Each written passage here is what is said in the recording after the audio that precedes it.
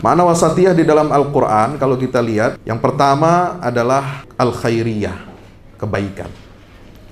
Yaitu sebagai umat yang terbaik. Umat wasatan, umat yang terbaik. Umatan wasatan, umat tengahan itu adalah umat yang terbaik. Yang kedua adalah memiliki makna keadilan. Umat wasatan berarti umat yang paling adil. Adil dalam posisinya dan juga adil karena berada umat ini sebagai umat yang terakhir. Ya, kita tahu umat Rasulullah SAW ini adalah umat yang terakhir karena nabinya, yaitu Nabi Muhammad adalah nabi yang terakhir. Maka yang terakhir ini menjadi sangat penting, menjadi saksi. Maka itu lanjutan pada ayat itu adalah litakunu syuhada 'alan nas wa yakuna rasulu 'alaikum syahida. Ya, Bapak Ibu yang dirahmati Allah Subhanahu wa taala, berikutnya makna wasatiyah itu selain adil dan paling baik adalah bermakna pilihan. Ummatun wasat adalah umat pilihan, ya. Karena apa? Kuntum khaira ummatin ukhrijat linnas ta'muruna bil ma'ruf wa tanhauna 'anil munkar. Setidaknya ini menurut Imam Ar-Razi dalam Tafsir Al-Kabir. Dan yang keempat adalah berarti orang-orang yang dalam beragamanya itu berada di tengah-tengah antara ifrat dan tafrid.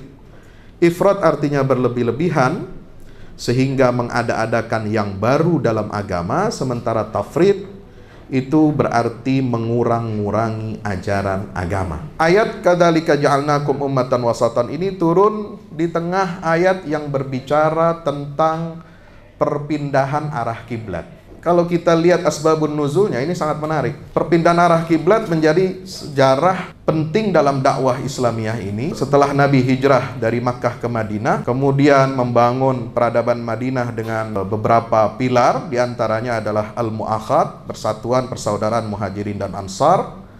Kemudian beliau juga membangun masjid, membangun pasar Madinah, ya, perekonomian sama pentingnya dengan peribadatan. Yang ketiga adalah membangun sebuah aliansi perjanjian damai dengan bangsa Yahudi yang ada di Madinah. Nah, kita ketahui bahwa bangsa Yahudi ini bukan hanya sebagai sebuah bangsa, tapi juga menunjukkan suatu entitas keagamaan. Yahudi adalah nama bagi satu bangsa sekaligus nama bagi agama. Tuhan dalam konsep Yahudi ini menunjukkan makna Tuhan yang bersifat lokal atau nasional. Jadi Tuhannya Yahudi itu hanya bersifat nasional, tidak internasional, kira-kira begitu. Beda dengan Islam mengajarkan bahwa konsep ketuhanan dalam Islam itu adalah Rabbul Alamin. Dia adalah Tuhan bagi seluruh alam semesta. Sementara dalam teologi Yahudi, Tuhan itu, Allah itu hanya dimiliki dan hanya terbatas untuk bangsa Yahudi saja. Di luar umat Yahudi, di luar bangsa Yahudi, itu dianggapnya tidak bertuhan. Melihat arti umat Islam ini sebagai ummatan wasata, ini implementasinya sangat luar biasa. Ya, sebab kita lihat secara implementatif, secara tatbik, ya, aplikasi wasatiyah Islam ini masuk ke dalam seluruh aspek ajaran Islam. Pertama dari segi akidah, yang kedua aplikasinya dalam konsep nubuwah, ya, kenabian. Yang ketiga dalam aspek syariat. Syariat Islam ini juga wasatiyah. Seluruh aspek syariat itu wasatiyah. Maka di dalam Al-Quran selalu disinggung, misalnya dalam surat Al-A'raf tentang apa yang baik dan buruk itu, ya, Allah berikan kepada kita menghalalkan yang baik dan mengharamkan yang buruk-buruk itu.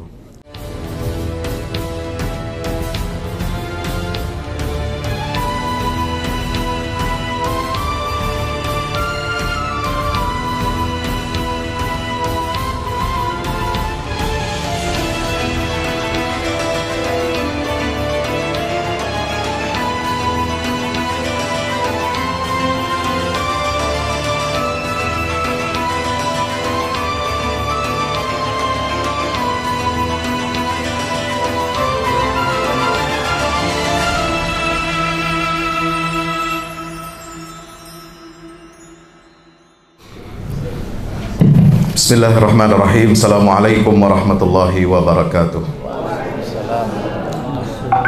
Alhamdulillah wassalatu wassalamu ala Rasulillah wa ala alihi wa ashabihi wa man tabi'ahu wa nasarahu wa wala. La hawla wa la quwwata illa billah. Subhanaka la ilma lana illa ma 'allamtana innaka antal alimul hakim. Rabbi zidna ilma warzuqna fahma. Yang saya hormati tuan rumah Bapak Rektor Universitas Muhammadiyah Profesor Universitas Muhammadiyah Makassar. Saya selalu menyebutnya UHAMKA saja, ini lupa saya. Astagfirullah. Profesor Dr. Haji Ambo Ase yang hari ini qadarullah beliau sedang sakit ya, tidak bisa membersamai kita. Kita doakan mudah-mudahan beliau diangkat penyakitnya oleh Allah Subhanahu wa taala. Allahumma shfi anta syafi la shifa illa shifauk shifaan la yughadiru sabihi saqaman wala alama. Yang saya hormati Hadrat Al-Mukarram Al-Ustaz Dr. Imad Muhammad Mahmud Abdul Karim wa huwa ustadi fi qism tafsir. Ana aydan kharij qism tafsir wa ulum al-Quran. Tilmid li adad masyayikh fi qism tafsir minha ala sabi' minha lal hasr yani Al-Ustaz Dr. Jum'ah Ali Abdul Qadir, Dr. Mani Abdul Halim Mahmud, kan asatidati Al-Ustaz Dr. Ibrahim Khalifah, Ustaz Dr. Abdul Hayy Al-Farmawi wa kathir min al-asatidha al-kibar fi qism tafsir wa ulum al-Quran. Fa ahlan bikum wa marhaban fi Jami'atil Muhammadiyah bi Madinat Makassar. Aidan Syekhuna Dr. Muhammad Sa'ad hafizahullah wa Ra'isul Jilsah Dr. Ilham Mukhtar alladhi yar'as hadhil jilsah al-iftitahiyah li al-mu'tamar al-alami li al-dirasat al-islamiyah al-waqi'iyah fi hadhihi sanah fi hadhihi al-jami'ah al-mubarakah. Al-ikhwah al-musharikun wal-muhadirun fi an-nadwah al-maftuhah li al-wasatiyah majalatuha wa tatbiqatuha fi asr al-ulama. Yang saya hormati juga para pembicara yang setelah menghadiri call of paper ini. Saya hanya sedikit akan memberikan highlights sebelum nanti guru-guru kita akan menyampaikan pandangannya tentang wasatiyah ini. Jadi Bapak Ibu hadirin yang dimuliakan Allah Subhanahu wa taala, kalau kita berbicara wasatiyah, saya pernah sampaikan dalam banyak kesempatan, terutama dalam kajian-kajian keislaman, juga dalam khutbah Jum'ah, tentang wasatiyah ini bukan tema yang elit ya. Kajian tentang wasatiyah ini tidak boleh menjadi pembahasan kajian kaum elit saja, kajian kaum akademisi saja, tetapi juga umat ini harus diberikan pemahaman yang benar tentang wasatiyah. Karena kita dibombardir oleh media, dibombardir oleh kepentingan-kepentingan politik jangka pendek, bahkan kepentingan politik global yang ingin merusak dan menyudutkan umat Islam secara umum. Istilah wasatiyah tentu tidak bisa kita padankan dengan moderat. Kenapa demikian? Karena masing-masing memiliki karakter, memiliki sejarah, memiliki epistemologinya. Kalau kita lihat kata wasatiyah dalam Al-Quran, memang tidak ada bentuk wasatiyah. Yang ada hanya satu ayat, yaitu tentang ummatan wasata. Wa kadzalika ja'alnakum ummatan wasata. Kemudian ada juga tentang as-salatul wusta, ya, tentang salat asar, ya, salat yang ada di tengah-tengah. Katakan dia berada di antara dua salat yang ada zuhur, subuh dan zuhur, kemudian maghrib dan isya, itu waktu malam. Nah, dia di tengah-tengahnya itu adalah as-salatul wusta, yaitu salat asar. Makna wasatiyah di dalam Al-Quran kalau kita lihat itu memiliki beberapa konotasi. Yang pertama adalah al-khairiyah, kebaikan.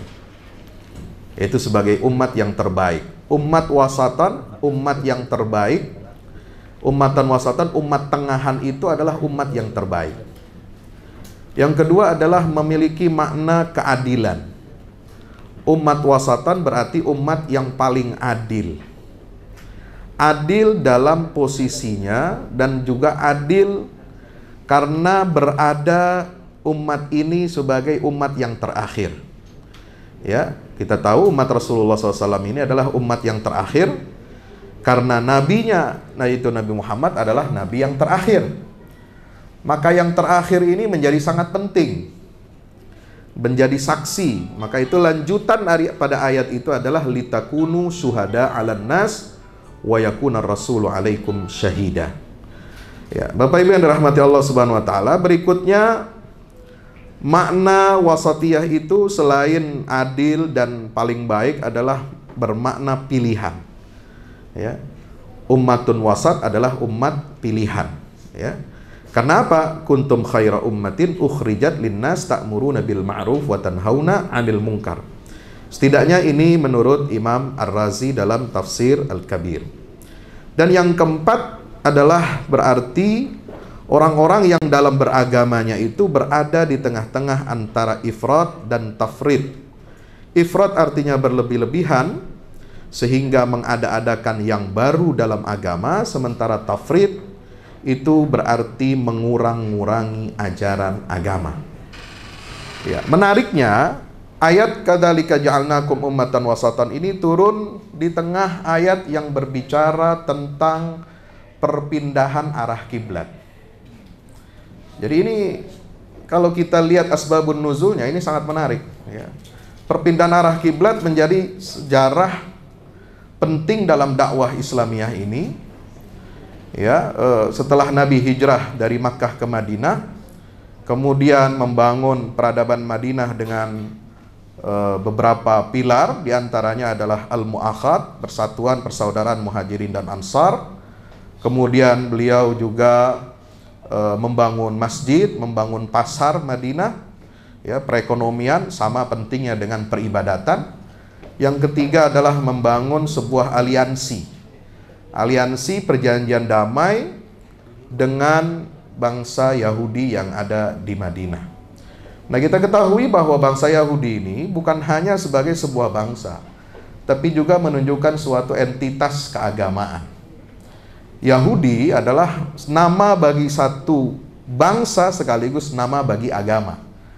Ya, maka Tuhan dalam konsep Yahudi ini menunjukkan makna Tuhan yang bersifat lokal atau nasional.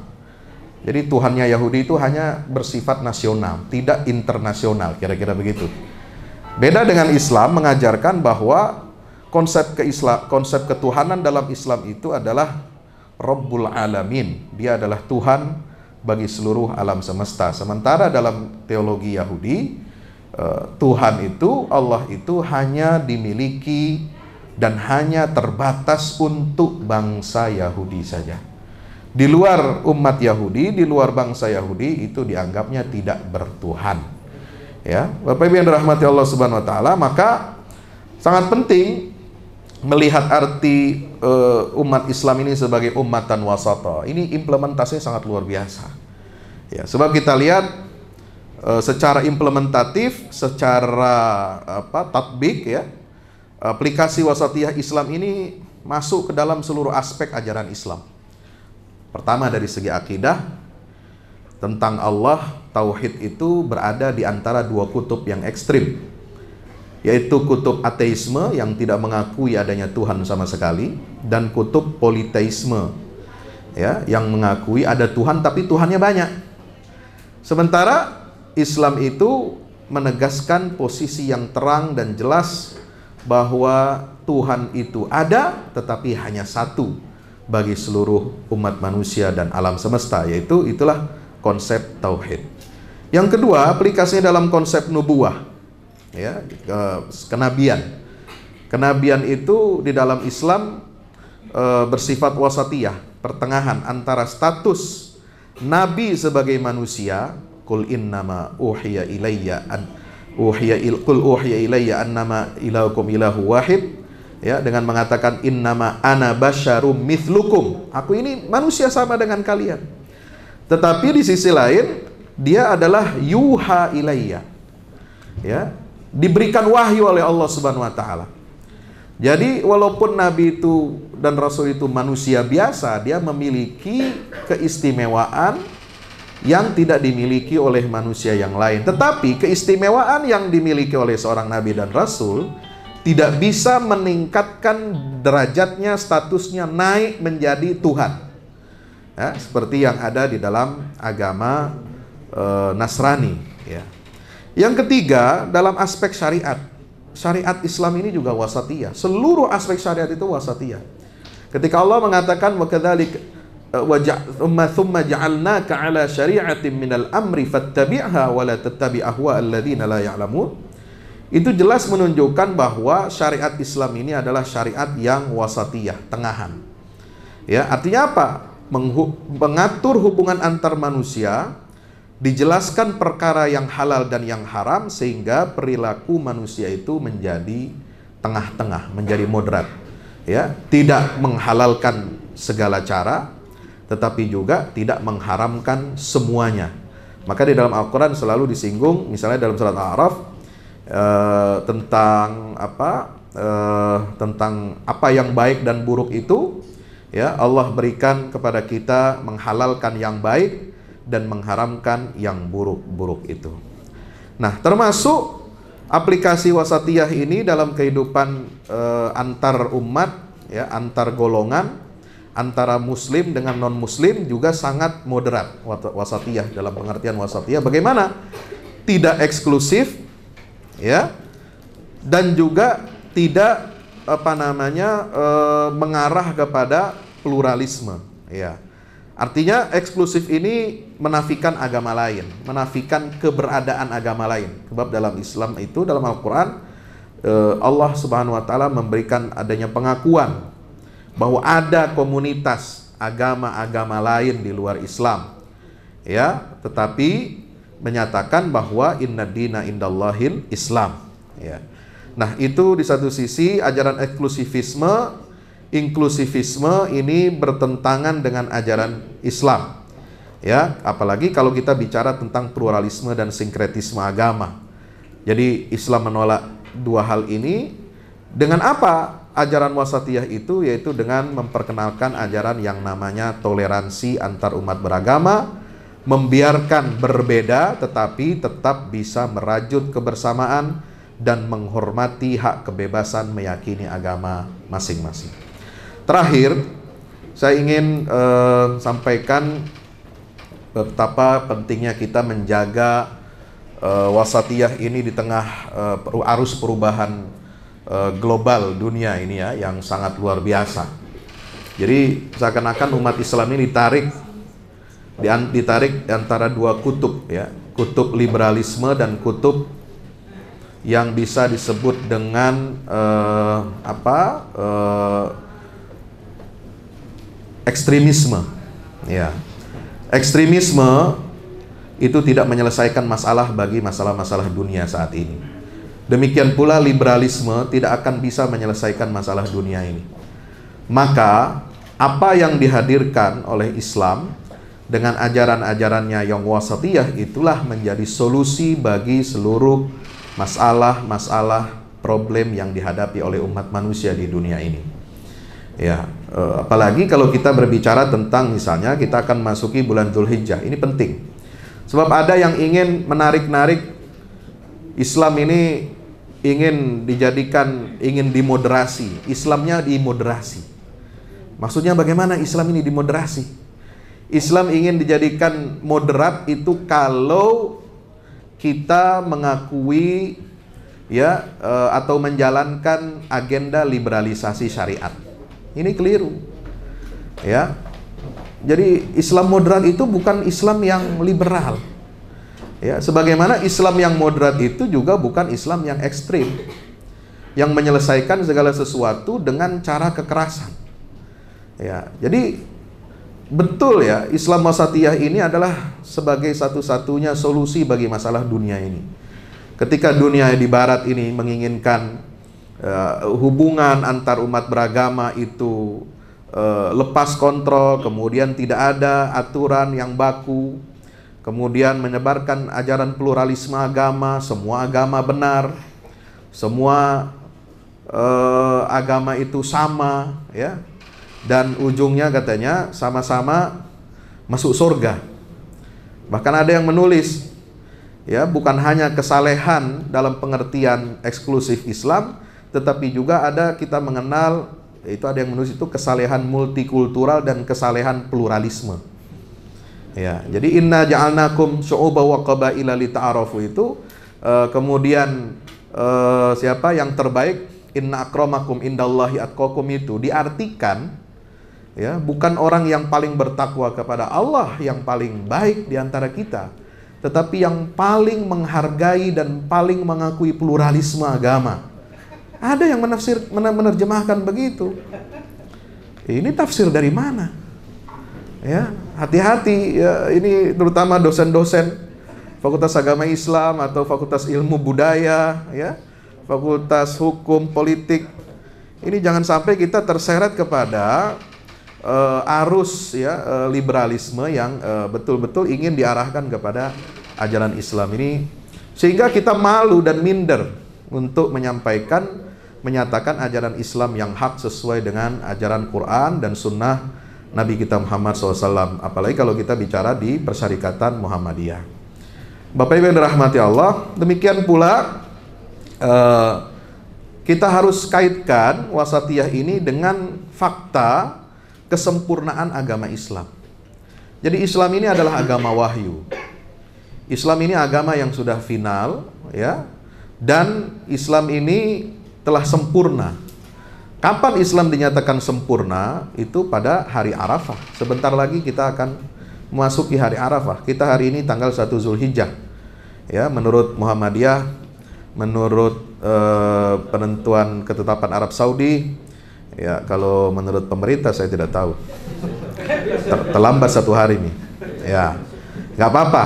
Ya, nanti tadi ada jamaah yang tanya kepada saya kuliah subuh, Pak Ustadz, gimana kita puasa Arafah nanti ini? Puasa Arafah itu apakah harus sama dengan wukuf? Tidak. Tenang Ki, yang mau ikut pemerintah, puasa Arafah Anda itu boleh tanggal 9 Zulhijjah. Ya, karena tidak harus sama dengan wukuf. Itu hari Arafah itu artinya hari ke-9 bulan Zulhijjah. Jadi masih tenang lah itu. Ya, walaupun tidak sama dengan hari wukuf dia padang Arafah, ya. Jadi ayat al-yauma akmaltu lakum dinakum wa atmamtu alaikum ni'mati wa raditu lakumul islam madina itu turun di hari Arafah. Jadi kesempurnaan agama Islam ini mutlak. Sampai orang Yahudi saja iri, ya.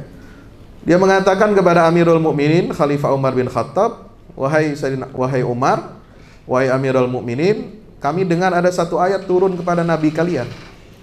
Turun kepada Muhammad, ya, turun kepada umat Islam, bahwasanya Allah telah mendeklarasikan kesempurnaan agama ini dan Allah telah meridhoi Islam itu sebagai agama kalian. Ayat ini nggak turun kepada kami. Ayat ini nggak ada di dalam kitab Taurat. Kalau ayat itu turun kepada kami di hari ini, maka akan kami jadikan hari itu sebagai hari raya umat Yahudi. Coba bayangkan. Maka jangan sampai kita orang Islam setelah mendapatkan kesempurnaan agama Islam ini lalu kita kurang-kurangi. Bagaimana cara menguranginya? Oh, sekarang banyak. Mengurangi agama Islam itu caranya luar biasa. Contoh, Pengadilan Negeri Surabaya kemarin membolehkan perkawinan beda agama, bos. Ada keputusannya itu. Nauzubillah min zalik, ya. Poin pertama dikatakan bahwa tidak ada larangan, perbedaan agama itu bukan larangan untuk membentuk sebuah pernikahan atau sebuah rumah tangga. Ini setback ke belakang tahun 1974 ketika umat Islam memprotes rancangan Undang-Undang Nomor 1 tahun 1974. Ketika ratusan ribu umat Islam turun ke jalan. Jadi bukan hanya 212 kemarin turun. Tahun 74 Anda belum lahir sudah ada umat Islam itu protes. Berjilid-jilid, ya, terhadap pemerintah yang akan mengesahkan undang-undang itu, sampai palu sidang saja diambil, direbut oleh anak-anak muda kita. para santri-santri yang protes ke gedung DPR, sehingga tidak jadi diketok itu.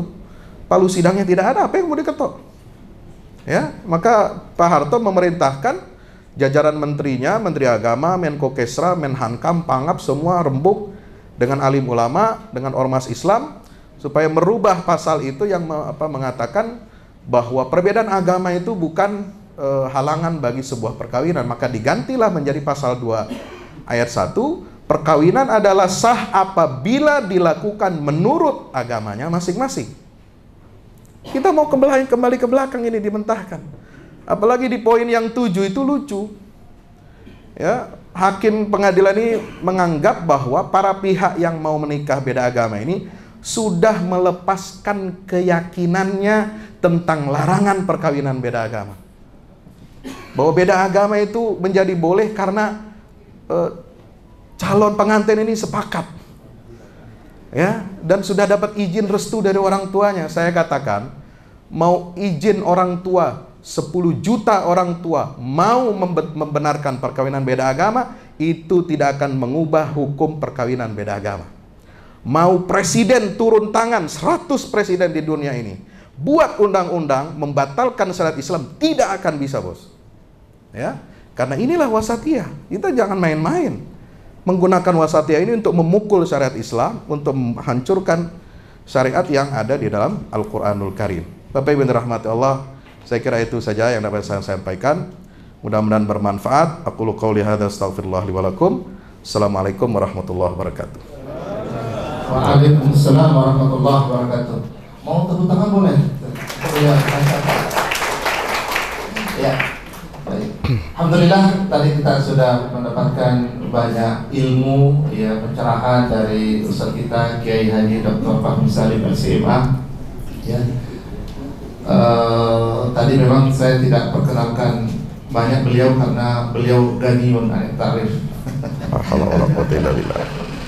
Ya. Ini sebenarnya versi bahasa Indonesia. Ya, nah versi bahasa Arabnya akan disampaikan oleh beliau-beliau berdua. Nah, jadi tidak perlu saya terjemahkan karena terjemahannya sudah lebih dahulu tadi. Ya. Baik, insyaallah al'an wasalna ila al-muhadir al-tsani Dr. Al-Ustaz Dr. Imad Mahmud Abdul Karim. Tafadhal. Ya. Ada? Ya. Sudah? 20 دقيقة يمكن 20 دقيقة 20 دقيقة إن شاء الله وزيادة تقريبا يعني نصف ساعة. نصف ساعة ساعة.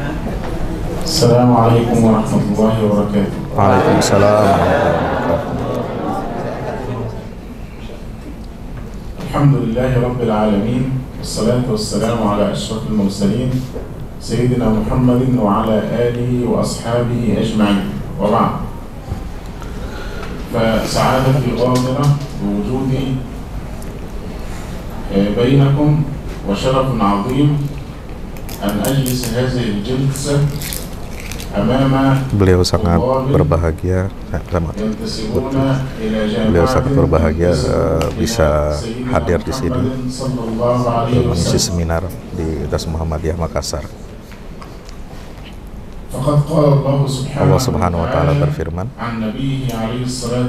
tentang sosok Nabi Muhammad SAW, yaitu firman Allah, rafa'na laka dzikrak, kami telah mengangkat derajat engkau wahai Muhammad,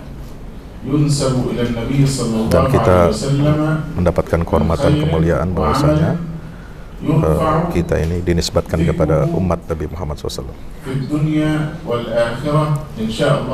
dan semoga kita terangkat derajat kita di dunia dan di akhirat. Saya berterima kasih kepada Rektorat Das Muhammadiyah yang telah menerima dan menyambut kami dengan baik, dan semoga Allah memberikan keberkahan kepada usaha-usaha mereka dan juga para peserta, para mahasiswa yang hadir dalam konferensi muktamar ini.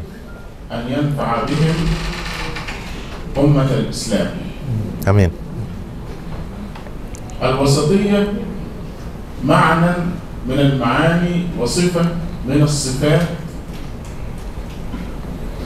التي وصفت بها الأمة الإسلامية. وقد وصفت الأمة الإسلامية بصفات كثيرة، منها الأمة الوسط أو الأمة الخاتمة أو خير أمة أخرجت للناس.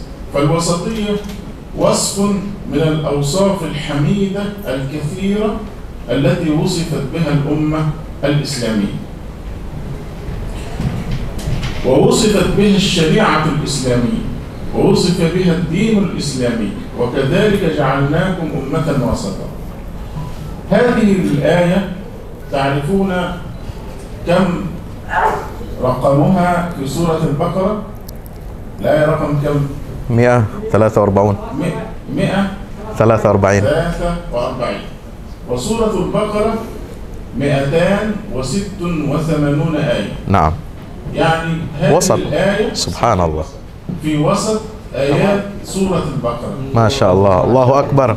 تماما. Jadi ayat wasatiyah ini berada persis di tengah-tengah jumlah surat Al-Baqarah yang 286, dia di ayat 140. وهذا فيه إشارات كثيرة. أولها أن ترتيب هذا القرآن ونظامه إنما هو من عند الله سبحانه وتعالى، وليس هذا فقط. فإذا ذهبنا إلى سورة هود فأتوا ب10 سور مثله مفتريات. عندما نعد الصور التي قبل سورة هود نجدها 10 سور أيضا. فكأن هذه الآية جاءت لتدل بمعناها وتدل بموقعها على وسطية هذه الشريعة ووسطية هذه الأمة. وليس هذا فقط، بل هذه الآية نزلت في سياق الحديث عن القبلة والكعبة.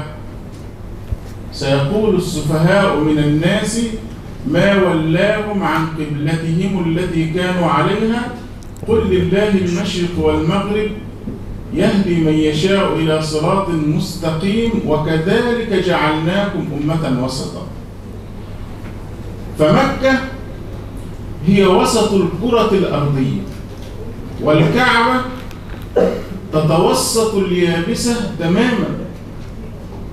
وقد كان علماء الرياضيات قديما يحسبون هذا الأمر بخطوط الطول والعرض بمعادلات دقيقة جدا، لكن الآن الأمر سهل جدا. إذا دخلت على برنامج جوجل إيرث الذي يمسح الكرة الأرضية كلها وقست المسافة من عند الكعبة إلى القطب الجنوبي، ثم قست المسافة من عند الكعبة إلى القطب الشمالي، سوف تجد المسافة واحدة تماما. وهكذا إذا قست أقطاب الأرض، أطراف الكرة الأرضية، أطراف اليابسة من أي جهة من الكعبة سوف تجدها متساوية تماما. فهذه الآية tentang Ka'bah sebagai جعل الله عز وجل واسطة itu dijadikan سورة sebagai البقرة سلام القرآن، kiblat bagi seluruh umat dan posisi Ka'bah itu berada di tengah-tengah bola dunia. Kalau dunia dari kutub utara ke selatan, tengah-tengahnya itu Ka'bah, dan juga dari arah timur dan barat di tengah-tengahnya juga adalah Ka'bah. Inilah ijaz Al-Quran الذي لا يستطيع أحد أن يجادل فيه على الإطلاق. ولكن ما نريد أن نحققه في هذه الدقائق المعدودة هو أن نربط معنى الوسطية بسورة نقرأها في كل ركعة، سورة الفاتحة. لأن سعادة الأستاذ الدكتور الذي سبقني في المحاضرة جزاه الله خيرا أكيد تحدث عن معنى الوسطية، وإن كنت لم أفهم الترجمة، لكن من خلال استشهاده بالآيات الكريمة فلا أريد أن أكرر ما سبقني إليه. نريد أن نربط معنى الوسطية بسورة الفاتحة التي هي أم القرآن حتى نتذكر هذا المعنى في كل صلاة. Sebab itu juga surat Al-Fatihah di dalam setiap salat itu juga menunjukkan makna wasatiyah. Setiap rakaat kita wajib hukumnya fardu membaca surat Al-Fatihah. Dan surat Al-Fatihah itu isinya adalah tentang ajaran mengenai wasatiyah, baik dalam salat yang dikeraskan suaranya maupun sirkan, apakah dalam salat berjamaah maupun salat sendirian. Allah surat Al-Fatihah wa ja'alaha dzikr as-salah ad-da'im al-mustamir lisababain. Ada dua sebab. Al-awwal anna surat Al-Fatihah hiya al-du'a al-jama'i والهتاف الجماعي الذي علمه الله لعباده كي يخاطبوه سبحانه وتعالى به. ولذلك لا نجد في سورة الفاتحة أمرا أو نهيا من الله للناس، ليس فيه أقم الصلاة ولا آتوا الزكاة ولا قل، ليس فيه ولا لا تقربوا الفواحش، ليس في سورة الفاتحة أوامر ونواهي، وإنما كلها نزلت على ألسنة الخلق. نصفها الأول ثناء، دعاء ثناء، ونصفها الثاني دعاء طلب. الحمد لله رب العالمين الرحمن الرحيم مالك يوم الدين إياك نعبد وإياك نستعين اهدنا الصراط المستقيم صراط الذين أنعمت عليهم غير المغضوب عليهم ولا الضالين. فسورة الفاتحة سورة الدعاء لأنها دعاء فعلا، ليس فيها أوامر من الله للخلق، ولكن كلها سؤال وكلها دعاء، دعاء جماعي، هتاف جماعي الكل يردده. إنجاز التعبير هي الهتاف الرسمي للمسلمين الذي يخاطبون به الله سبحانه وتعالى، وهي مقدمة القرآن، فهي سؤال وكل القرآن إجابة على هذا السؤال. اهدنا الصراط المستقيم هذا طلب وسؤال ودعاء. السورة التي بعدها ذلك الكتاب لا ريب فيه هدى للمتقين. اهدنا ذلك الكتاب لا ريب فيه هدى، يعني يا سائلا الهداية هذه هي الهداية، يا سائلا الهداية إلى الصراط المستقيم هذا هو الصراط المستقيم القرآن الكريم. فسورة الفاتحة سؤال وبقية سور القرآن الكريم إجابة على هذا السؤال واستجابة لهذا الدعاء. هذا هو السبب الأول.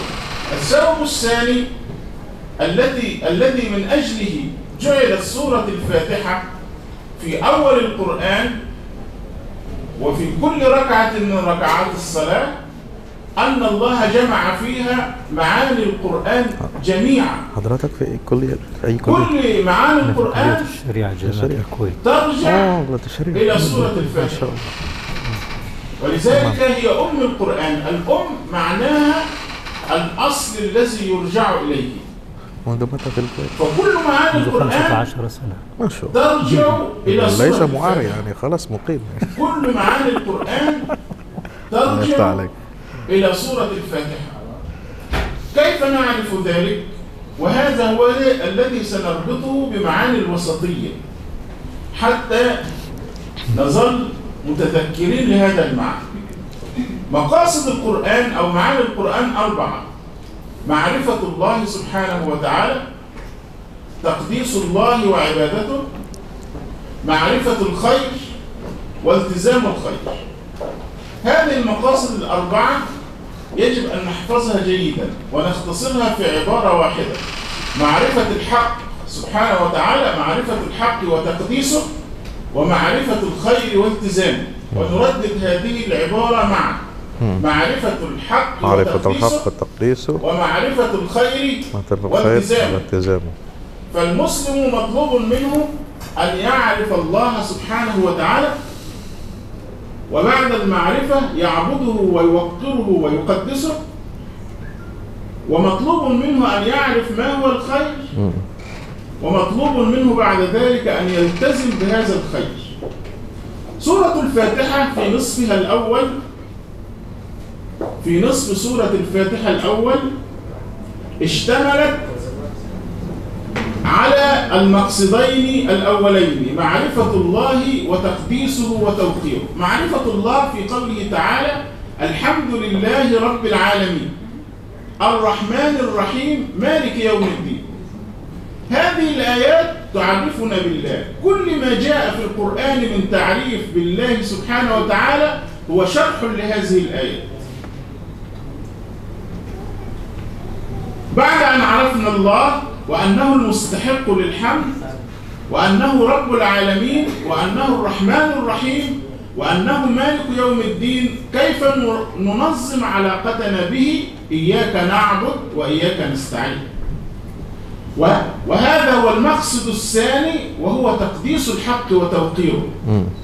إياك نعبد وإياك نستعين. فالمقصد الأول نظري معرفي، معرفة الله، معرفة الحق. والمقصد الثاني عملي سلوكي: إياك نعبد وإياك نستعين. هذه علاقة الإنسان بالله سبحانه وتعالى. والإنسان يحتاج إلى أن ينظم علاقته بالناس. إذا نظم علاقته بالله عرف الله وعبده وأفرده بالعبادة والاستعانة. بقي أن ينظم علاقته بالمجتمع، وهو معرفة الخير والتزام الخير. معرفة الخير في قوله تعالى: الصراط المستقيم، اللي هو الصراط الوسط الذي رسمه النبي صلى الله عليه وسلم. خط على الأرض خطا، ثم خط عن يمينه خطين وعن يساره خطين، ثم أشار إلى الخط الوسط وقال: هذا هو صراط الله، وأن هذا صراطي مستقيما فاتبعوه ولا تتبعوا السبل فتفرق بكم عن سبيله. فالصراط المستقيم هو الصراط الوسط. فمعرفة الخير في سورة الفاتحة في كلمة الصراط المستقيم، اهدنا الصراط المستقيم. التزام الخير ذكره الله في سورة عملية، وهي نماذج البشر ومواقفهم تجاه هذا الصراط المستقيم. فمن الناس من يعرف الخير وينحرف عنه، يمنة أو يسرا، إفراطا أو تفريطا. هو يعرف ما هو الصراط المستقيم، يعرف ما هو الخير، ولكنه لهوى نفس أو وسوسة شيطان أو فساد بيئة ينحرف يمنة أو يسرا، فيغلو أو يفرط أو يقصر وينحرف عن الصراط المستقيم. الذي ينحرف عن الصراط المستقيم عن علم يلقب بالمغضوب عليه. فالمغضوب عليهم هم الذين عرفوا الخير وفعلوا الشر، كما قال الله عن اليهود: وقالوا سمعنا وعصينا. سمعنا وعصينا. نحن نعرف الخير ولكن سنفعل ما يوافق أهواءنا.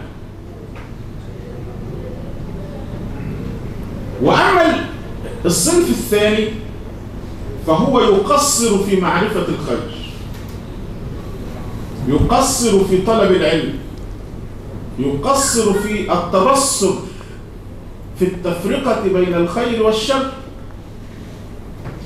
وهذا يلقب بالضال. الضال هو الذي لا يفرق بين الخير والشر، فيفعل الشر عن غير قصد ويفعل الخير عن غير قصد وتلتبس عليه الأمور، وهو غير معذور إلا إذا نشأ في بيئة لم يصلها العلم ولم يصلها الخير ولم يقصر، فهذا يعذر. أما الإنسان الذي يعيش في بيئة فيها علم وفيها علماء ثم يفرط ويقصر، فهذا لا يعذر. فهذان منهجان، منهج غلو ومنهج تفريط، وهما عكس الوسطية، الصراط المستقيم.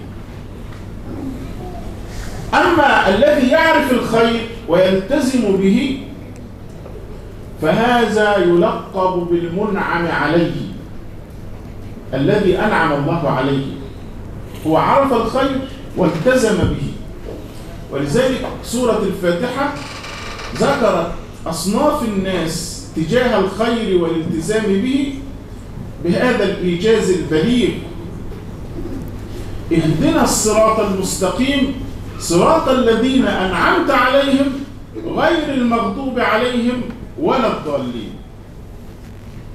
ونلاحظ أن سورة الفاتحة مع أنها بنيت على الإيجاز إلا أن فيها إطنابا، وأنتم تعرفون الإطناب في البلاغة، مع أن هي سورة الفاتحة سورة موجزة، إلا أن العلماء قالوا إن في قوله تعالى اهدنا الصراط المستقيم صراط الذين أنعمت عليهم، كان من الممكن أن يقول اهدنا صراط الذين أنعمت عليهم، وبالتالي تحذف كلمة الصراط هذه الأولى إيجازا.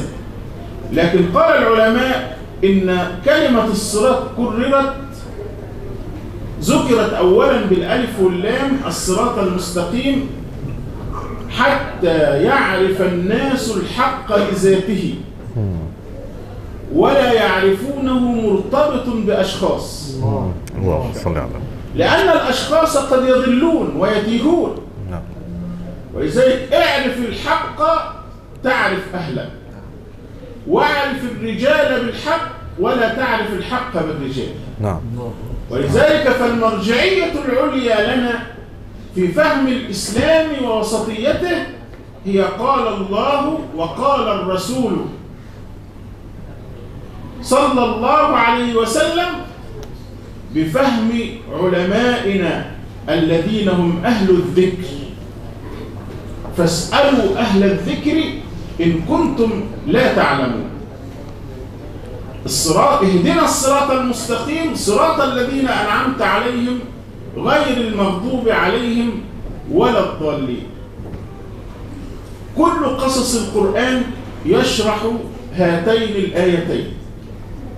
نجد في قصص القرآن نماذج للمغضوب عليهم كثيرين، ونجد في قصص القرآن نماذج للضالين،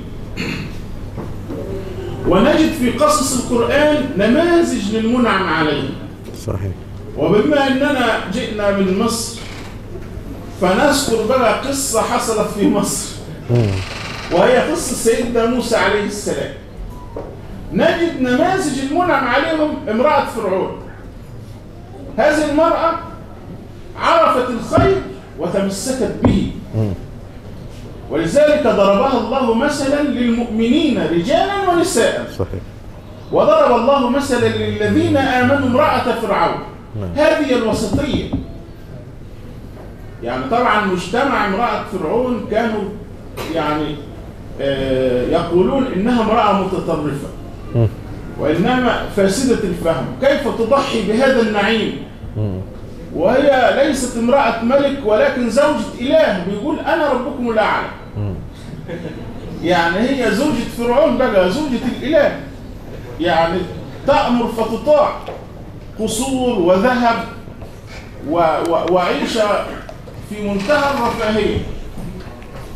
كيف تضحي بكل هذا من أجل شيء لا تراه بعينها؟ فهي لا ترى الجنة بعد ولا ترى الآخرة، ولكنه الإيمان وضرب الله مثلا للذين آمنوا امرأة فرعون إذ قالت رب ابن لي عندك بيتا في الجنة ونجني من فرعون وعمله.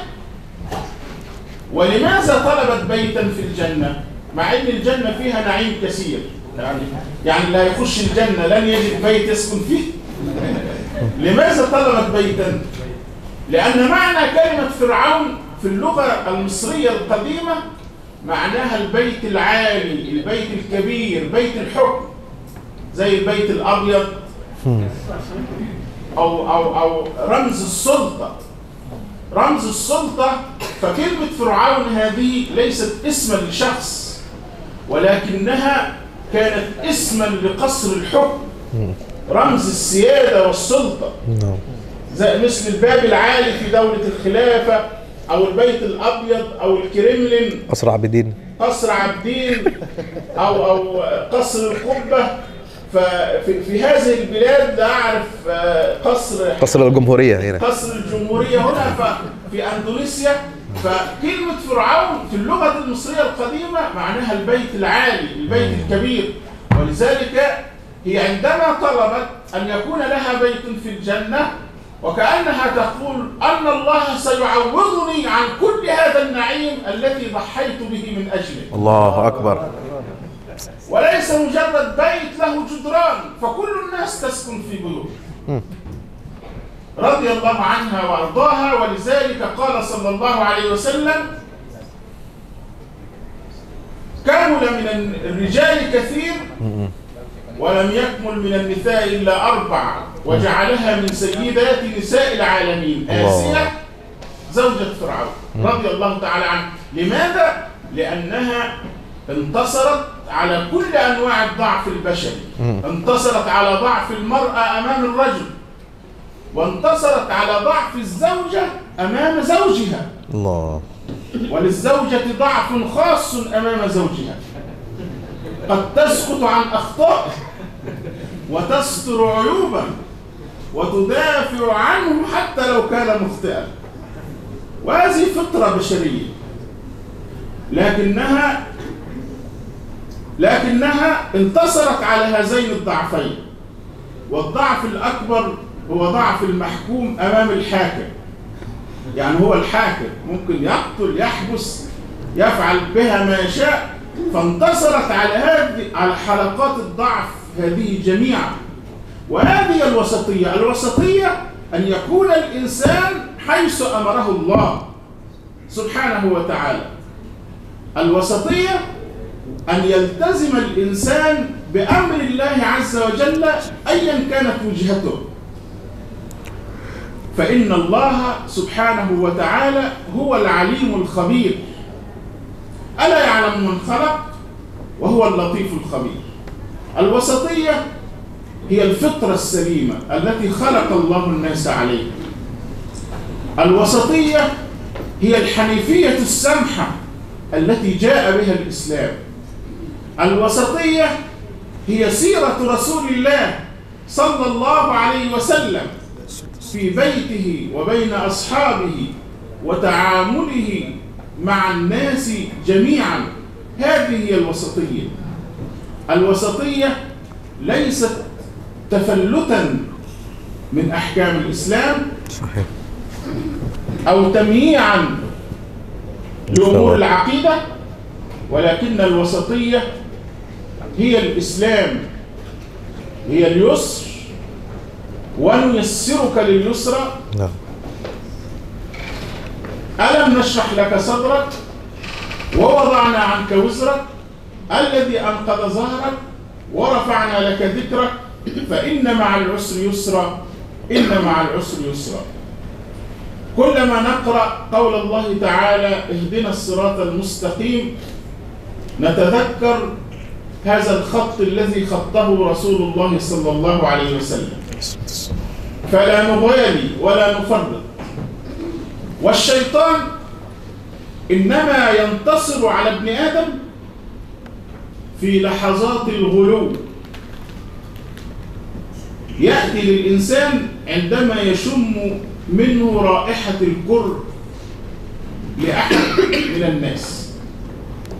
والكره هذا تطرف يشم من الإنسان رائحة الكراهية أو الحسد أو الحقد، فيأتي الشيطان وينفخ في نقطة الضعف هذه فيجعله يتجاوز حدود الله سبحانه وتعالى وينسى الوسطية، ينسى حدود الله. الوسطية هي حدود الله، وتلك حدود الله فلا تعتدوها.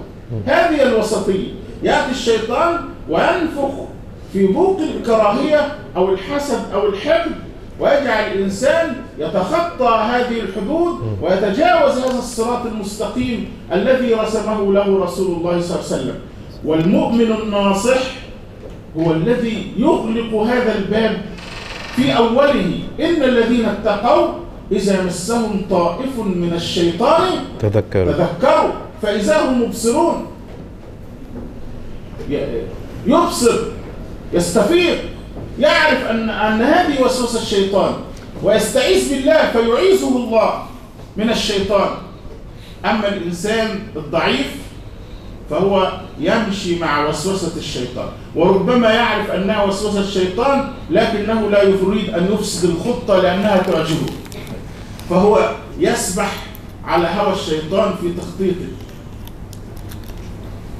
فالإنسان عليه أن يتذكر جيدا هذا الصراط المستقيم. الشيطان ينتهز ضعف الإنسان في شدة المحبة أو شدة الكراهية أو شدة الطمع أو شدة الخوف، فيجعل الإنسان يفرط أو يغالي، وهذا مذموم وهذا مذموم. اهدنا الصراط المستقيم صراط الذين أنعمت عليهم غير المغضوب عليهم ولا الضالين. أقول قولي هذا وأستغفر الله لي ولكم، وجزاكم الله خيرا، والسلام عليكم ورحمة الله وبركاته. بارك الله فيكم، بارك الله فيكم، ممتاز. الحمد لله، نشكر فضيلة الأستاذ الدكتور عماد على هذه المحاضرة القيمة. لا شك أننا استفدنا كثيرا من المعلومات والمعرفة الجديدة. أريد أن أفيد الجميع أن الأستاذ الدكتور عماد هذا أستاذ متخصص في تفسير وعلوم القرآن، وهو أستاذ مشارك في كلية البنات الأزهرية في جامعة الأزهر الشريف. وبعض الأساتذة أو المدرسة هنا متخرجة من كلية البنات. أنا أستاذ هنا. Sebelum kita persilahkan kepada pembicara berikutnya, beberapa hal yang ingin saya sampaikan yang sempat saya catat ya. Seperti di awal saya sampaikan bahwa apa yang disampaikan oleh Ustaz Dr. Salim itu insya Allah tidak jauh beda dengan apa yang disampaikan oleh beliau tadi, dan betul ya, kecuali beberapa hal seperti beliau mengungkap bahwa ya sudah dicatat mungkin Bapak dan Ibu sekalian, bahwa ternyata ayat yang menjelaskan tentang wasatiyah dalam Al-Quran juga tadi dibaca oleh Al-Qari itu di surat Al-Baqarah ayat 143. Nah, jumlah ayat dalam surat Al-Baqarah itu 286 secara keseluruhan. Jadi posisi ayat itu betul-betul, atau posisi kalimat wasat betul-betul berada pada posisi pertengahan di dalam surat Al-Baqarah. Itu menunjukkan salah satu mukjizat dari Al-Quran Al-Karim, insyaallah. Termasuk beliau menjelaskan tadi bahwa posisi Ka'bah, ya, Ka'bah sebagai pusat bumi, itu beliau mengatakan silakan dibuktikan melalui Google Earth, yang bisa diukur bahwa posisinya itu berada pada tengah-tengah bumi betul-betul. Ya, itu menunjukkan salah satu bahwa kemukjizatan dari Al-Quran tadi. Dan ayat tentang wasat itu juga menjelaskan tentang peralihan kiblat tadi. Baik, yang kedua juga beliau banyak membahas tentang bagaimana wasatiyah itu dalam perspektif surat Al-Fatihah. ya. Dan saya kira surah Al-Fatihah kita sudah hafal semua ayatnya dan artinya, ya, sehingga secara umum apa yang disampaikan oleh beliau insya Allah kita juga paham. Ada yang menarik untuk kita stressing dari kalimat beliau bahwa i'rifil haqqa ta'riful rijal. Ya, itu penting. Pahamilah, ketahuilah kebenaran, maka kamu akan mengetahui siapa pendukung kebenaran itu. Kenapa? Li'annal haqqa la yu'rafu birrijal, karena kebenaran itu tidak diketahui dari orangnya, tapi dengan mempelajari langsung. Ya, seperti itu saya kira. Dan juga terakhir tadi beliau menyampaikan satu kalimat istilah Fir'aun. Banyak di antara kita itu salah kaprah. Fir'aun itu adalah raja Mesir, padahal dalam bahasa Mesir kuno Fir'aun itu adalah sebenarnya nama tempat. Ya, Fir'aun itu adalah istana raja, simbol kekuasaan, ya. Gedung yang sangat besar itu dalam bahasa Mesir kuno. Tapi kemudian tentu mengalami perubahan makna sama dengan bahasa-bahasa yang lain, insyaallah seperti itu. Ya, saya pikir itu beberapa catatan kecil dari saya, dan saya yakin Bapak Ibu sekalian punya catatan yang lebih banyak. Wa'an wasalna ila al-muhadir Salis Ustaz Dr. Muhammad Sa'ad Gadallah, falyatafaddal mashkuran. 5 دقائق أم 4 دقائق؟ Iya, 20 كم؟ 20 دقيقة كثير أيضا علشان نفتح مجال للمداخلة. إن شاء الله. السلام عليكم ورحمة الله وبركاته. وعليكم السلام ورحمة الله وبركاته. نحمدك اللهم ونستعينك ونستمد منك العون والسداد، فامنحنا اللهم بفضلك صدق الكلمة والسداد الرأي، واعصم اللهم ألسنتنا من شر مخيلة تعبث بالفكر أو سرف يغتال طهر الكلمة. وأصلي وأسلم على المبعوث رحمة للعالمين سيدنا محمد. اللهم كما آمنا به ولم نره فلا تفرق بيننا وبينه حتى تدخلنا مدخله، وأوردنا اللهم حوضه برحمتك يا أرحم الراحمين. آمين. السيد الأستاذ محمد إلهام رئيس الجلسة، فضيلة الأستاذ الدكتور سالم، فضيلة الأستاذ الدكتور رئيس الجامعة، الإخوة والأخوات الحضور، تحية من الله إليكم وسلام الله عليكم في هذا اللقاء الطيب المبارك الذي نسأل الله عز وجل أن يجعله من خالصات الأقوال وباقيات الآثار في هذه الدار. الله أسأل أن يبارك جمعكم ويمدكم بالخير والفضل الأعم، والحمد لله على آلائه ما شع ضوء فوق ساحات الحرم. اللهم إنا نفر من حولنا وقوتنا إلى حولك وقوتك، سبحانك لا علم لنا إلا ما علمتنا إنك أنت العليم الحكيم. وبعد، أيها الإخوة والأخوات، نحن جئنا من بلاد بعيدة لنلتقي بحضراتكم، لكن ما الذي جمع هذه الوجوه؟ ما الذي ألف بين هذه القلوب إلا الإسلام؟ نحن بفضل الله عز وجل اجتمعنا لأننا مسلمون. الله. بعضنا جاء من مصر، وبعضنا جاء من الكويت، وبعضنا من هنا وهناك، لم يجمعنا إلا الإسلام. صحيح. وهذه نعمة عظيمة تستحق الشكر. نعم.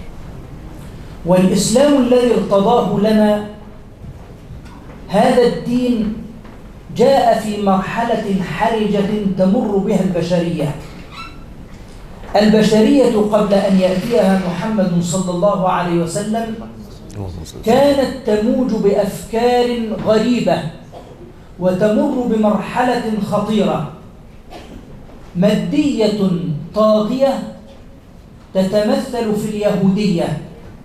هذه المادية عبدت المادة وعبدت المال وكنزت الذهب والفضة، فظنت أنها أغنى الناس بل اتهمت الخالق بالفقر. لقد سمع الله قول الذين قالوا إن الله فقير ونحن أغنياء. وهناك على الجانب الآخر روحية موغلة في الوهم، لم يدركوا الحقيقة، لم يعرفوا حقيقة الإله المستحق للعبادة، فظنوا أنه مرة ابنا، وظنوا أنه مرة أبا، وظنوا أنه مكون من ثلاث: الأب والابن والروح القدس. لم يهتدوا إلى هذه الحقيقة. وثمة أناس آخرون قد أوغلوا في الوثنية، فعبدوا البشر وعبدوا النار وعبدوا الأحجار، وأطلقوا العنان لشهواتهم، كما يقول أبو الحسن الندوي في كتابه ماذا خسر العالم بانحطاط المسلمين. وأنا أدعوكم إلى قراءة هذا الكتاب القيم، يتحدث عن الفرس، هؤلاء الذين أوغلوا في الوثنية وتركوا العنان لشهواتهم، حتى يقال إن ملك الفرس قد تزوج بأخته وأنجب منها.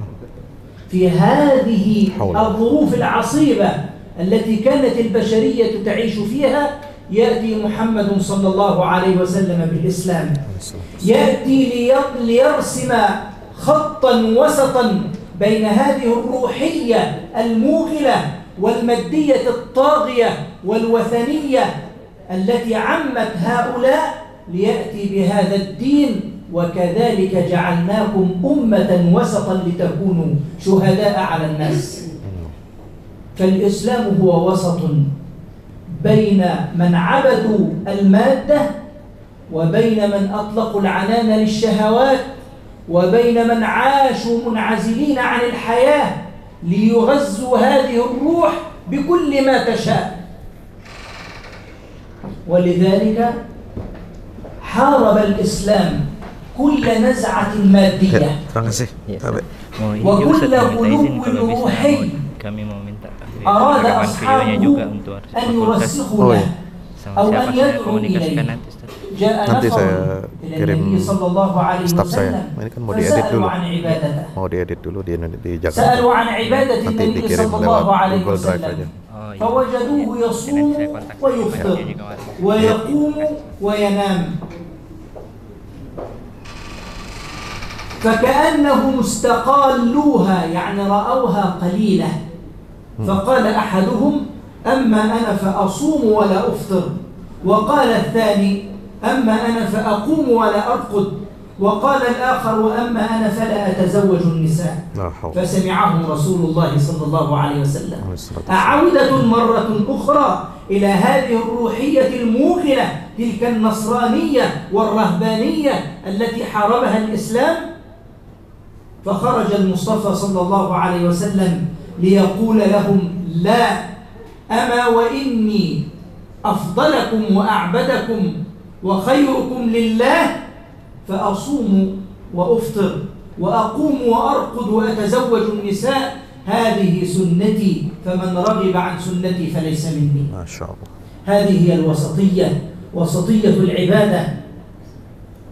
وكذلك أقر الإسلام وسطية المعاملات، واعترف للإنسان بحقوقه المادية، لكنه حارب هذه العبودية التي أسست لها اليهودية قبل أن يأتينا صلى الله عليه وسلم بالإسلام. فأقر الإسلام حرية التملك، وأباح التجارة والمضاربة والمشاركة، واعترف للإنسان كفطرة بحب المال، بل جعل المال أحد الأسباب التي تدخل الإنسان الجنة. لكنه على الجانب الآخر حرم على المسلم أن يتعامل بالربا. صحيح. فليس معنى أنك تتاجر وأن الإسلام يسمح لك بالمعاملات المالية أن يظل الأمر هكذا بلا ضوابط، بل وأحل الله البيع وحرم الربا، فالمال محبوب وهو في التعاملات مطلوب لكنه بضوابط وحدود. وكذلك اعتدل الإسلام في نظرته إلى المرأة، فالمرأة في الإسلام لها حق البر، وزوجة لها حق الاحترام والتقدير، وأخت لها حق البر والصلة. ولذلك نحن نعلم أن اليهود كانوا ينظرون إلى المرأة على أنها شر مطلق، وأنها سلعة من السلع تباع وتشترى، بل إذا حاضت المرأة كانوا يخرجونها من البيت ويجعلونها في مكان بعيد، فإذا طهرت عادت إلى البيت. أما الإسلام فقد أعلى شأن المرأة، وكانت نظرته وسطا باعتدال، فجعلها كما قال صلى الله عليه وسلم حينما سئل أي الناس أحب إليك يا رسول الله؟ قال أبو بكر. قال لست عن الرجال أسألك، فقال عفوا أي الناس أحب إليك يا رسول الله؟ قال عائشة من الرجال. هكذا أول من يحب رسول الله صلى الله عليه وسلم امرأة. فقال عمرو ليس عن هذا أسألك عن الرجال، يريد أن يقول له إني أحبك عمرو بن العاص، فقال إنما أحب أبوها. كان عمرو بن العاص يريد أن ينتزع شهادة من رسول الله صلى الله عليه وسلم بأن أحب الناس إليه بعدما عاد منتصرا من غزوة من غزواته.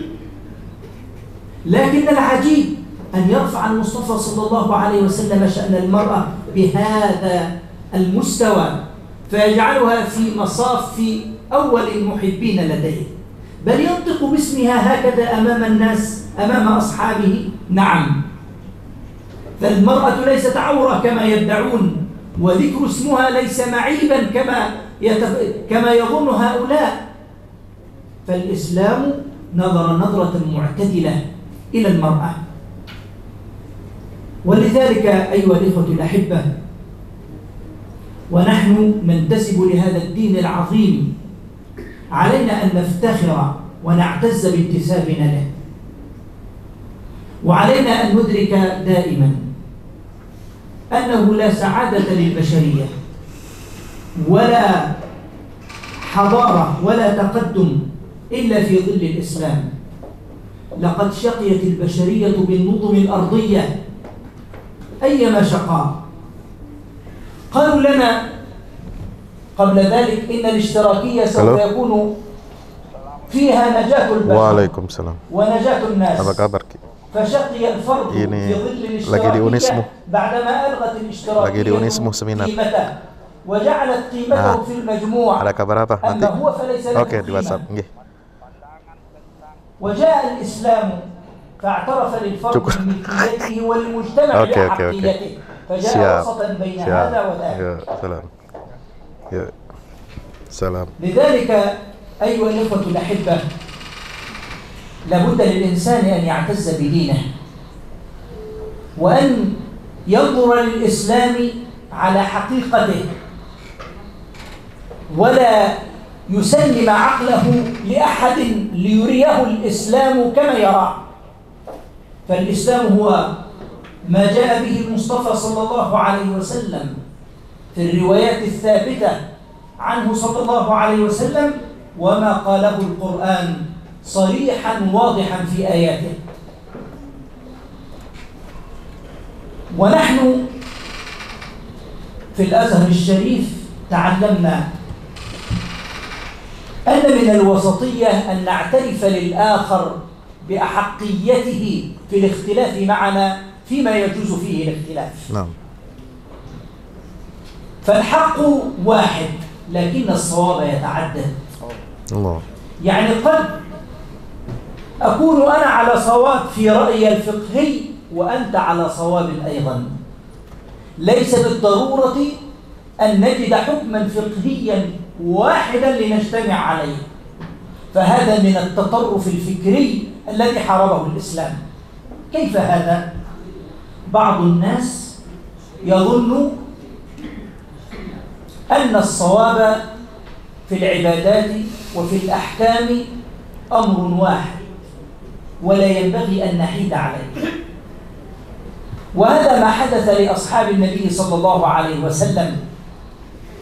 فبعد غزوة الأحزاب وبعدما نصر الله عز وجل جنده وهزم الأحزاب وحده، كان النبي صلى الله عليه وسلم على موعد لتأديب هؤلاء الخائنين من بني قريظة. فنزل الوحي إلى النبي صلى الله عليه وسلم أن اذهب بجندك وأصحابك إلى هؤلاء الخونة فأدبهم. فقال النبي صلى الله عليه وسلم: لا يصلين أحدكم العصر إلا في بني قريظة. أمر من النبي صلى الله عليه وسلم واضح، لا مجال للتأخير، لا مجال للاجتهاد هنا. فانطلقوا مطيعين للنبي صلى الله عليه وسلم، فأدركتهم الصلاة في الطريق، فانقسموا إلى فريقين. قال أحدهم: نصلي في بني قريظة حتى لا نتأخر، وقال بعضهم: بل نصلي ولا نترك الصلاة ولا نتأخر عن الصلاة في موعدها وما دمنا مسرعين ولم نتأخر. فصلى بعضهم في الطريق في أول الوقت، وانتظر جماعة فصلوا في بني قريظة متأخرين، وذهبوا إلى النبي صلى الله عليه وسلم ليأخذوا هذا الحكم: من المصيب ومن المخطئ. النص هنا يحتمل النبي حينما قال لهم: لا يصلين أحدكم العصر إلا في بني قريظة، ظاهر النص ما يستفاد من النص ظاهريا: لا صلاة إلا في بني قريظة. صحيح. أما مفهوم النص، المقصد من النص، هناك عندنا في الفقه علم المقاصد. صحيح. مقصد النص: لا تتأخروا، يعني عليكم بالعجلة في الذهاب إلى بني قريظة. فماذا قال النبي؟ يا رسول الله، صلينا في الطريق وهؤلاء تأخروا عن الصلاة. فقال النبي صلى الله عليه وسلم مؤسسا لمنهج الوسطية وتعدد الصواب، قال: كلكم مجمل محسن، يعني أنت على صواب وهو على صواب. كيف هذا يا رسول الله؟ هؤلاء أخذوا بالظاهر، مدرسة الظاهر، مدرسة الحديث. هل تعرفون كتاب مدخل إلى دراسة الشريعة الإسلامية؟ هذا كتاب رائع، لابد أن تتعرفوا عليه وتقرأوا فيه. مدرسة الرأي ومدرسة الحديث. مدرسة الرأي تنظر إلى المقصد من النص، ما المقصود من النص في ظل الضوابط، ليس الأمور على عواهنها هكذا، وإلا فرغنا الدين من مضمونه. لكن ما المقصود من النص؟ وهذه المدرسة ينتسب إليها عدد كبير من أصحاب النبي على رأسهم ابن عباس رضي الله عنه، ومن علماء الفقه سيدنا الإمام أبو حنيفة رضي الله عنه. وأما مدرسة الحديث فتلتزم بالنص، إذا قال النبي صلى الله عليه وسلم افعل كذا فنفعل.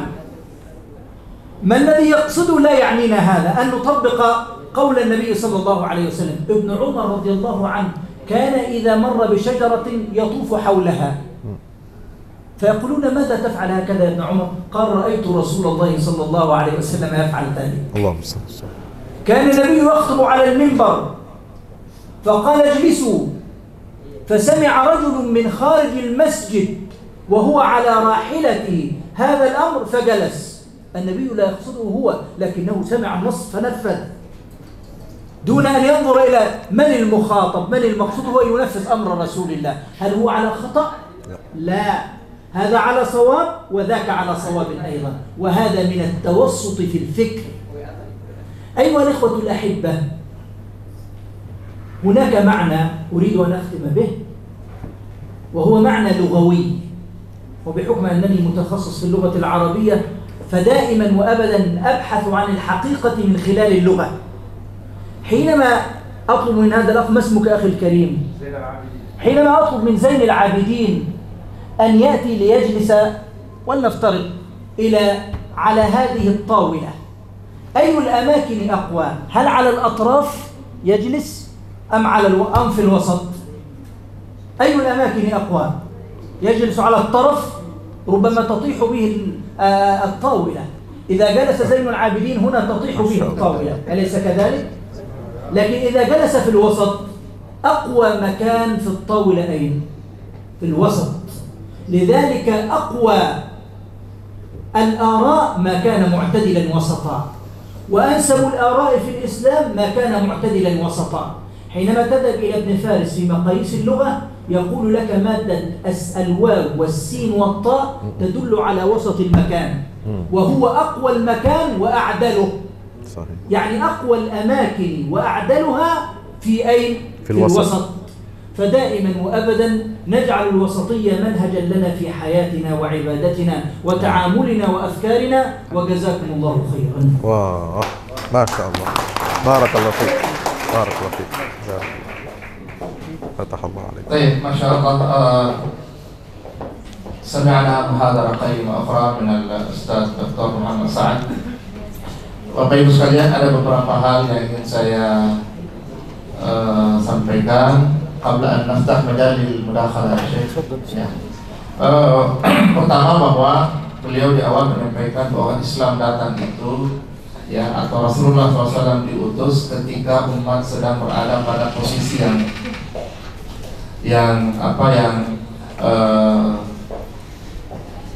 dikepung oleh materialisme, ya, di mana paham-paham yang ada ketika itu menganggap bahwa materi itu adalah segalanya, bahkan banyak yang menuhankan materi. Di sisi lain, pada kebudayaan lain ada yang betul-betul spiritualisme murni, gitu ya.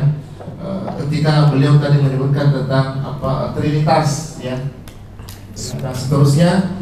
Lalu di sisi lain ada juga yang betul-betul ahlul ahwa, ya, mengikuti hawa nafsunya sejauh-jauhnya. Dan ketika Islam datang justru memberi solusi dengan konsep wasatiyah tadi itu. Ya, ada beliau memberi salah satu contoh implementasi wasatiyah dalam ibadah, antara lain yang tadi dikisahkan oleh beliau tentang 3 orang anak muda yang mengatakan bahwa saya tidak mau berbuka, maunya puasa setiap hari, ya. Ada yang mengatakan saya tidak mau menikah sepanjang hidup saya, mau menjadi jomblo sejati. Ada di sini? Ya. Ada yang mengatakan saya mau bangun malam setiap malam untuk salat. Nabi mendengarkan dan Nabi kemudian mengoreksi bahwa tidak begitu, ya. Saya puasa dan saya berbuka, saya tidur dan saya juga salat dan saya juga menikah dengan perempuan. Itulah konsep wasatiyah dalam perspektif ibadah. Juga dalam hal muamalah, ya, Islam mengakui kepemilikan, ya, melalui berbagai konsep seperti jual beli dan berbagai macam yang lain. Tapi di sisi lain Islam juga melarang praktek riba, karena akan membuat atau memberikan kerugian dalam kehidupan ekonomi. Kemudian beliau juga memberi contoh tentang bagaimana Islam memandang perempuan.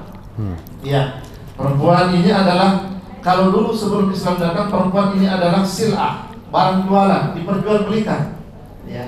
Bahkan perempuan ini dianggap sebagai bisa diwariskan, ya. Tapi ketika Islam datang, maka harkat perempuan itu diangkat, ya, dihormati, dicintai, baik sebagai seorang ibu, istri ataupun sebagai saudara, ya.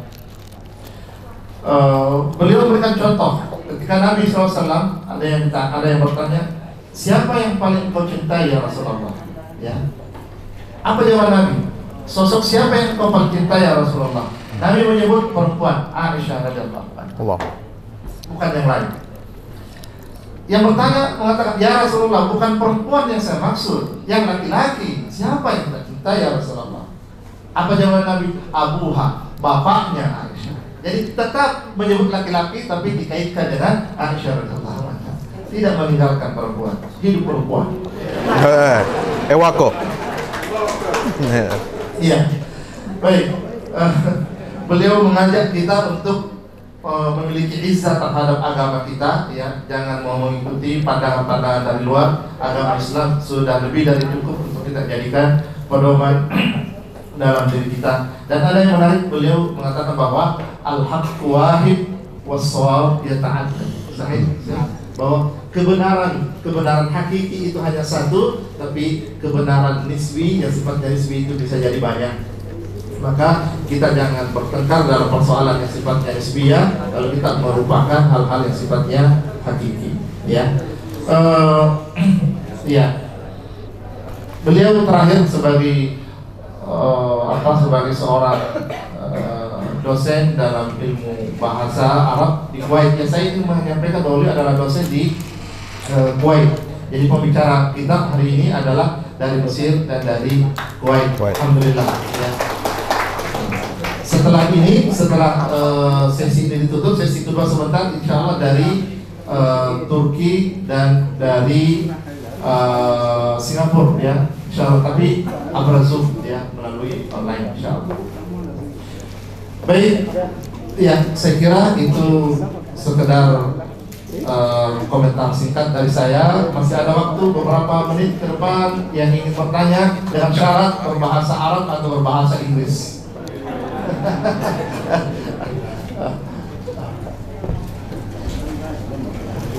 نفتح مجال للمداخلة يا شيخ. أسئلة. لازم يسأل بالعربية. الذين يسألون بالعربية مقدمون. يا الأستاذ أحمد والأستاذة رسنا. طيب. نبدأ تفضل تقدم يا سيد. Moderation is not extremes. And moderation is not. Terjemahkan. Tom terjemahkan. Saya tidak bisa terjemahkan. But we have to know about what sense of Islam, and then what sense of religions, and then what is the difference between Islam and then religions. But Islam, the names of religions, to teach for us is peace. Peace is moderation. Nah, tetapi dua hal yang menunjukkan kualitas keberagamaan.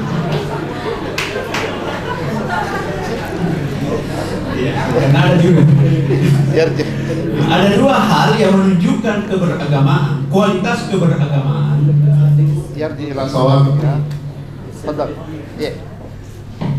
Ada dua hal yang menunjukkan kualitas keberagamaan. The first, yang pertama, bersyukur bila mendapatkan kebahagiaan. Yang kedua, bersabar jika mendapatkan kesedihan. Tetapi level keberagamaan yang lebih tinggi di saat syukur dan sabar ditukar tempatnya. Ya, syukran. Ya. The second, Dr. Yusuf Al-Qardawi and then Prof. Buya Hamka is father of moderation.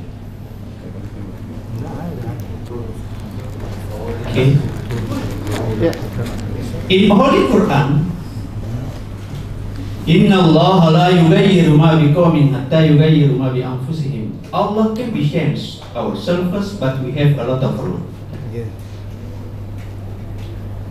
We have visions about fate, nasib, but we have a force about takdir, destiny, takdir. But what about law of karma, hukum karma, law of karma, hukum karma. What is referred to Holy Quran, sebab akibat, or what is referred to about culture. Okay? Okay. In the end,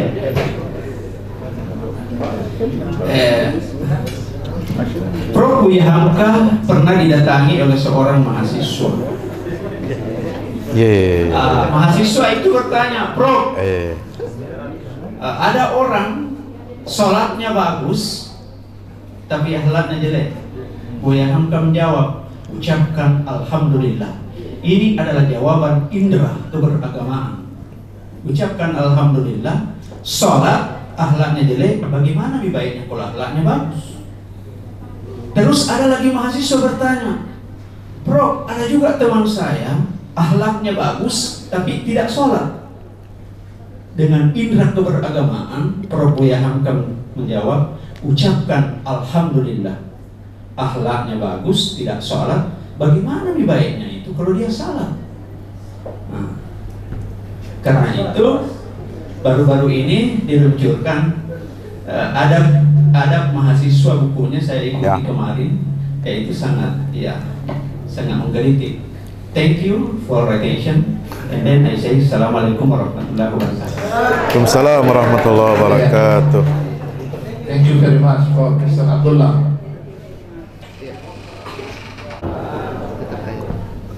أهلا وسهلا يا شيخ في مدينة مكسر. والحمد لله نشتاق جدا إلى مشايخنا في جامعة الأزهر، وما شاء الله نرحب بكم بحضوركم هنا. طيب، كما سمعنا كثيرا من الآيات وكذلك جعلناكم أمة وسطا لتكونوا شهداء للآخر. طبعا هنا من المفسرين كما أنت يا دكتور شيخ عماد.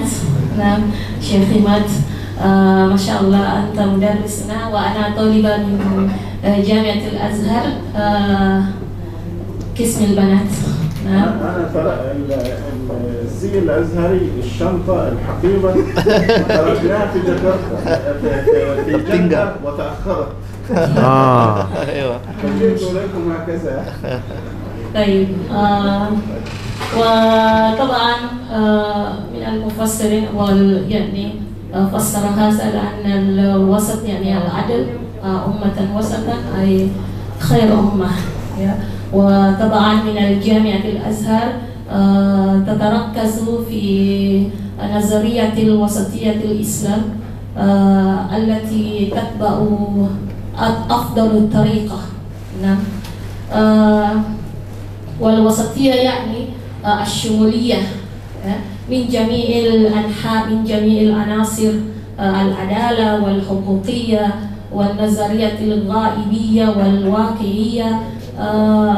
وهذا دليل على أن الإسلام دينا كاملا. ولكن السؤال يعني وسطية الإسلام قد تتعارض أو تتصادم بالإسلام المتشدد كما انتشر الآن. ونسأل أيضا وبعض الناس في إندونيسيا يتساءل ما هو الدين المتشدد، لأن نسمع هذا لكن لا تعرف ما المقصود من المتشدد هنا الذي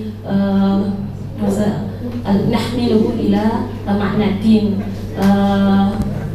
واختلفت هذه النتيجة من أخطاء الفكر الفهم الدين أو فهم النص القرآن بالظاهرية فقط، أو اختلافات في التفاسير القرآن والأحاديث، حتى تقع بعض المسلم في فكرة الإرهابية. وكيف حتى نخرج من هذه الفكرة؟ وطبعا كما قلت أيضا يا شيخ جاد الله أستاذ دكتور سعد عبد الخالق جاد الله، يعني أن الإسلام حارب كل المادية، ولكن انتشر في الإنترنت في وسائل الإعلام الاجتماعية على الفكرة الظاهرية على مادية مثل العقيدة، ممكن من ناحية العقيدة التي تتعارض من عقيدة الأشعري من جامعة الأزهر، وهذا انتشر كثيرا، وتتساءل عن الأشياء التي لا يليق بنسبة الأمة مثل أين الله وكيف وحتى نسي أشياء أهم من هذه مذهب أهل الأثر في العقيدة. نعم. التي تجسد الله. وهذا من نتيجة لأن بعض الناس كما قلت يا شيخ مد يعني أن الصواب والعناصر أمر واحد. وقرأت أيضا في سورة محمدية يعني قال المرحوم Buya Syafi'i, yani tidak ada kebenaran yang mutlak, yang kebenaran yang satu ketika itu dimasukkan di dalam realitas kehidupan kita, maka akan terjadi tabrakan ya antara implementasinya dalam kehidupan beragama ataupun kehidupan kita di masyarakat ya. Karena sekarang banyak mengklaim kebenaran mutlak, yakni yazunnu anna as-sawab yakni wahid wa aidan nara al-an fi wasail al-i'lam al-ijtimaiyah كل الناس تكون مفسر يفسر الآيات وليس له سلسلة علمية أو سند علمية هكذا. شكرا يا شيخ، بارك الله فيك. السلام عليكم ورحمة الله وبركاته. Waalaikumsalam warahmatullahi wabarakatuh. Dr. Sa'ad ربما يجيب على السؤال ما يتعلق ببويا حمقى وبويا شفيعي معا. هو ترجم لنا السؤال، انا ما فهمتش السؤال. الاول ترجمه بالعربي بس الاول نفهمه عربي الاول. ان شاء الله. نعم. والذي إن شاء الله سيترجم الأسئلة بالعربية. أنا فقط سأجيب بعض الأسئلة بالإندونيسية. Teman-teman yang berbahagia, Bapak Ibu, jadi terkait dengan apa yang disampaikan oleh Buya Hamka ini, saya kira bukan tentang relativisme kebenaran, tapi memang beliau ini adalah seorang yang memiliki pandangan Quranik ya, yang holistik, dan menganggap bahwa tetap beliau itu menyatakan ya dalam jawabannya itu bahwa kebenaran tertinggi itu adalah kebenaran yang ada sesuai dengan aturan agama Islam. Ya, memang beliau orangnya sangat husnuzon, orang sangat berbaik sangka. Dan oleh sebab itulah ya kita tahu bahwa meskipun Buya Hamka ini dizalimi oleh rezim Soekarno, dipenjara, tapi ada hikmahnya bisa menyelesaikan tafsir Al-Azhar 9 jilid ya. Kemarin ada tamu dari Mesir, dosen di Turki, datang ke rumah saya, tanya tentang pemikiran tafsir di Indonesia. Saya sebut ini tafsir Al-Azhar. Apa isinya? Saya bilang tafsir Al-Azhar itu adalah merupakan model tafsir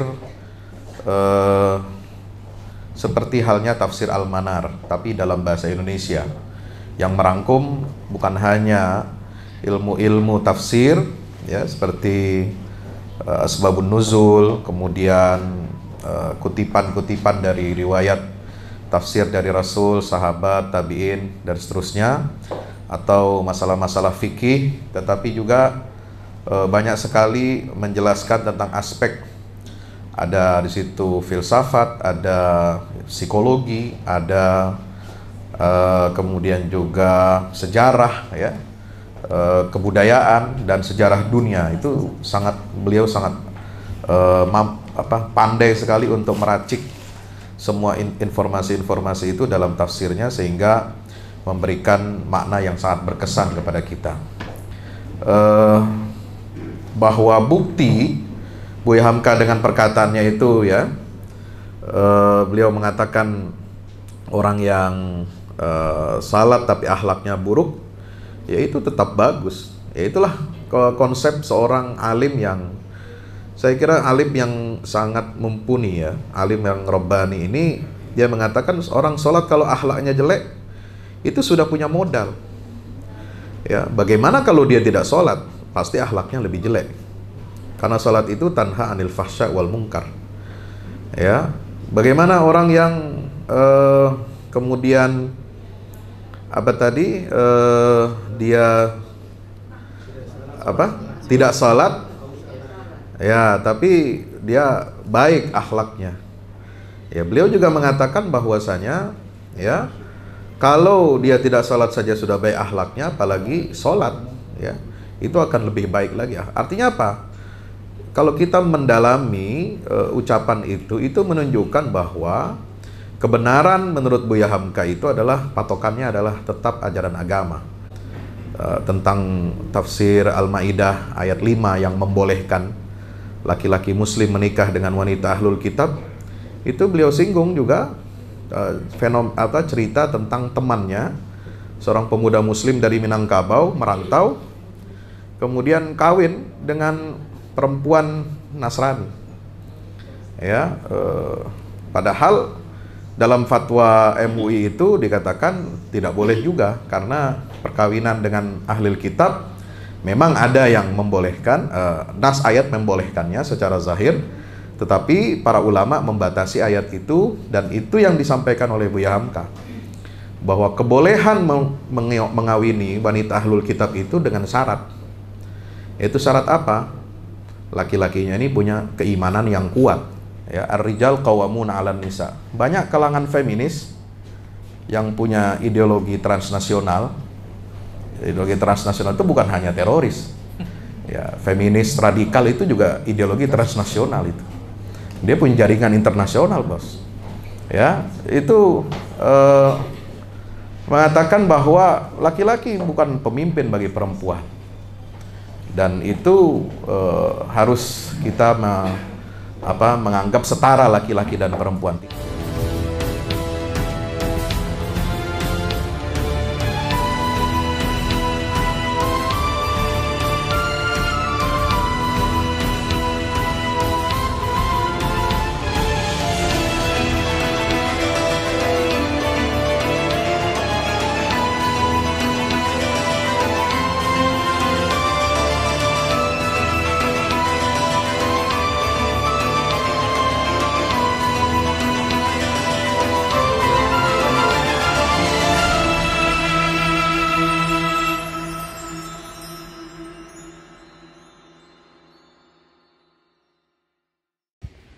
Itu tangga buat ke bawah. Yang ini di atas buat toren 2 biji. Ini semua udah dikeliling tembok. Ya, ini untuk lantai paling atas buat futsal, buat jemuran, buat tanaman hidroponik juga ntar insya Allah. Ya, terus support ya teman-teman. Alhamdulillah terus selesai pengecorannya semuanya. Ya, ini progres kita terbaru, dan jadi buat olahraga, buat utilities, ya, multiguna. Nah, kita turun sini semua. Ini lantai 3. Ini untuk asrama, ya, untuk kamar-kamar,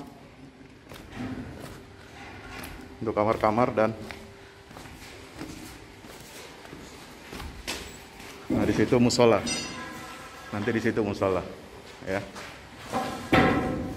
Ini kamar-kamar dan musola buat santri-santri tahfiz kita, insya Allah.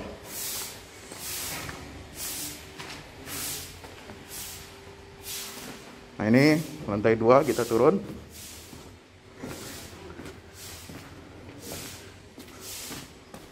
Ini untuk kelas-kelas ya. Kelas-kelas tahfidz, kelas-kelas tadabbur. Insya Allah mau udah jadi. Alhamdulillah berkat dukungan antum semua. Nah tinggal ke bawah, di sini buat aula. Aula semua di sini ya. Mohon doanya terus, mudah-mudahan berkah, mudah-mudahan cepat jadi finishing. Kira-kira finishingnya ini butuh 1,5 M lagi ya. Mudah-mudahan. Al-Fatihah. Al-Fahmu Institute mempersembahkan serangkaian buku karya Ustadz Fahmi Salim LCMA. Buku pesan-pesan tauhid untuk negeri di masa pandemi. Buku mutiara ilmu-ilmu Al-Quran. Ada diskon 20% untuk buku tafsir sesat 58 esai kritis wacana Islam di Indonesia dan buku kritik terhadap studi Al-Quran kaum liberal. Anda dapat memesannya melalui layanan WhatsApp di nomor 08777 0637192 dengan format pemesanan ketik nama, alamat lengkap, nomor handphone, dan jumlah buku yang diorder. Ongkos kirim di luar harga buku dan menyesuaikan wilayah dengan paket standar. Lampirkan juga bukti transfer Anda ke rekening BNI Syariah di 0631 748573. Tunggu apa lagi? Pesan sekarang.